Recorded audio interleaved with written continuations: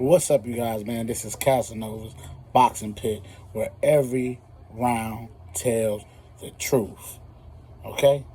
And you are now stepping into a pit. No judges, no filters, no safe corners. I'm your host, Cassanova, and welcome to the Boxing Pit. Now, what we want to discuss today, this is a huge weekend in boxing. We got huge fights all over this weekend. But the two fights that we want to talk about today and break down, I'm going to give you my predictions and everything like that, man. And give you my predictions on is Nakatani versus Inoue. And later on in the show, we'll discuss Benavidez versus Ramirez, man. Gonna be a great fight in both fights. They're both this weekend, man. Can't wait. So let's get into Inoue versus Nakatani. So, my prediction for this fight and how I'm gonna break it down, basically I think comes down to two things. Who was more impressive in their previous bouts? Inoue, to me, was more impressive. My first time watching Nakatani fight, he went through a war. And it was a bad war. It was definitely a bad war.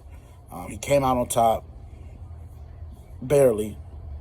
But it was a dogfight. He showed a lot of heart and grit in that fight. It was his first fight moving up to that weight class. And so it was a little bit of an adjustment. He didn't have time now. Tomorrow's the day. It's either bring it or don't bring it. Either you're fringe top 10 pound for pound, or you show that you're of the elite by knocking off Inoue. Inoue is just so talented. He does everything. He can do everything. He has a jab. He has fast hands. He has knockout ability. Can fight in circles, fight forward, fight backwards, around and around. Like, Inoue, to me, is one of the most complete fighters in boxing. That's why he's top two on the pound for pound list. Him and Usyk. And the reason being is you're watching this guy dominate. Every time they tell him to move up the level of competition, he dominates. And so it's going to be a lot of fun to watch this fight. Now, where I think Nakatani can take advantage of Inoue does have a tendency to get caught with big punches and getting dropped.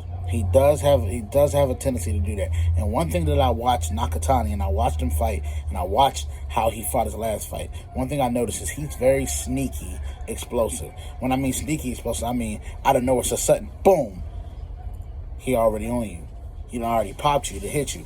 And then I've watched him gain momentum. I've watched his punch selection.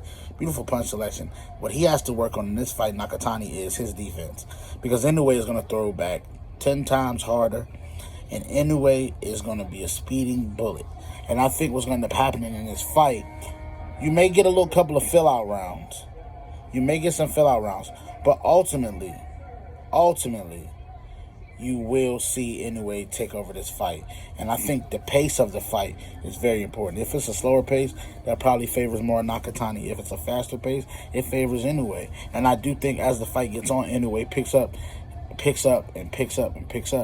And as he's picking up and going forward and doing what he got to do, I do think, and my prediction for the fight is, I got Inoue winning this fight in a knockout. But I say knockout 9, 10th round. I picked the 10th. Matter of fact, we'll just stand on it. I picked the 10th round for a knockout for Inoue.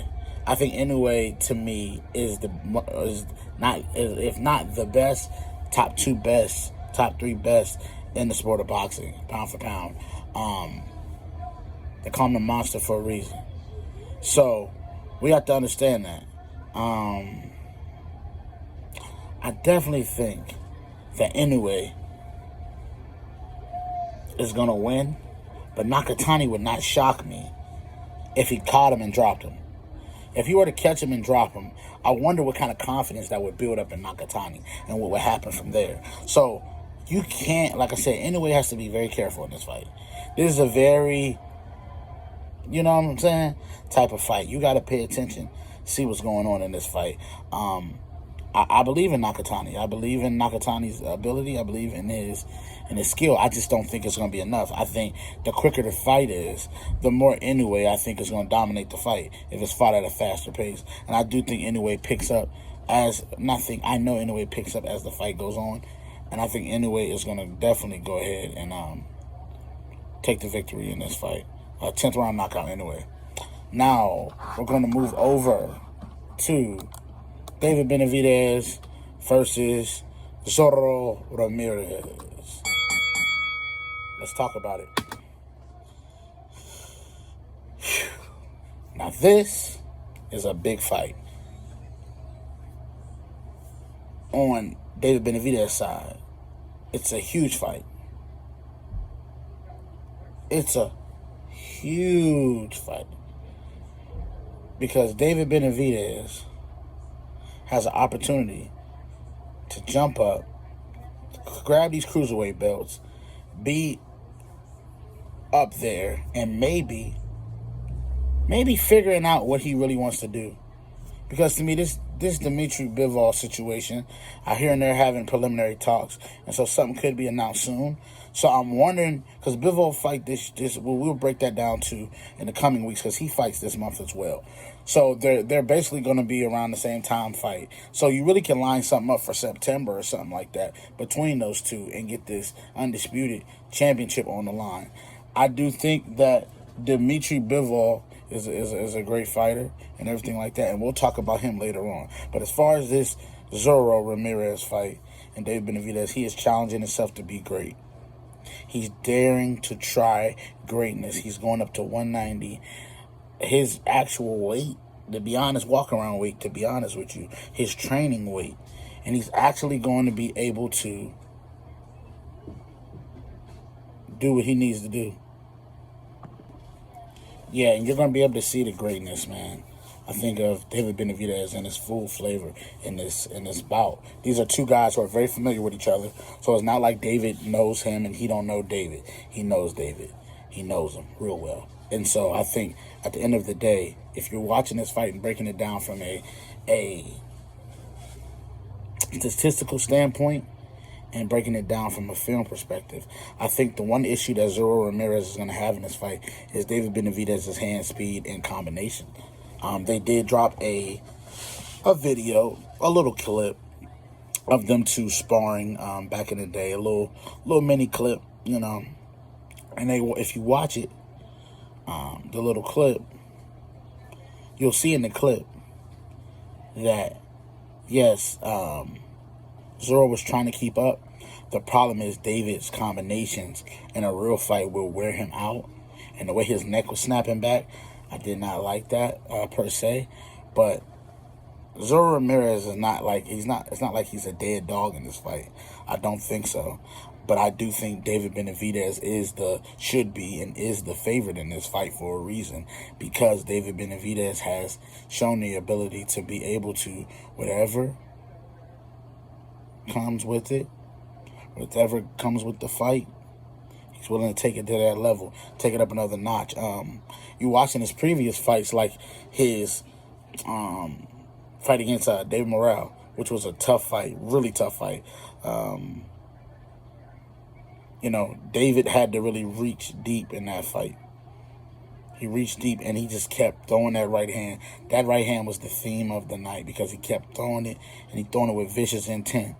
And I think this weekend you're going to see vicious intent because I think David Benavidez is realizing that everything that he wants is in front of him. He just cannot make no missteps. Even Opatea, that's in the cruiserweight division. I hope I'm saying his name right. I apologize if I'm not. That would be a great fight for David. I think that is going to be further down the line, though, because I think he's going to have to go back to 75, take care of some business, and then I think he'll come back up to cruiserweight and stay for a while. But I do think he wants to go handle that business at 75. And it seems like it's going to be Bivol next, more than likely, if he gets the win and everything, of course. That's why one thing I like about David, he's staying focused. He's not worrying about the next man or the next thing or what else is going on. He's being asked questions constantly about Canelo Alvarez. And I do think it's an interesting fact that Canelo Alvarez decided to announce who he's fighting on the same weekend that David Benavidez is having his Cinco de Mayo moment. I think a lot of people understand this is Cinco de Mayo weekend. And so they're having fun. They're partying, they're celebrating, and this is the first time, Benavidez is being the headliner for this. So it's been a long time coming. David has worked hard for this. Ramirez, man, I think is a good fighter, a great champion for giving David the opportunity, which is great. Best of luck to both fighters. But if I'm making a prediction, my prediction is David Benavidez for the win. Like I said, I think his hand speed and combinations are going to be entirely too much that night. The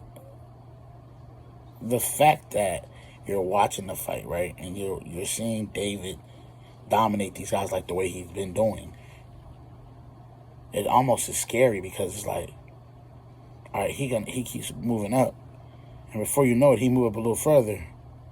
He's in the heavyweight division. Now I wonder if David would do that eventually later in his career, go up to heavyweight. That would be interesting. But yeah, as far as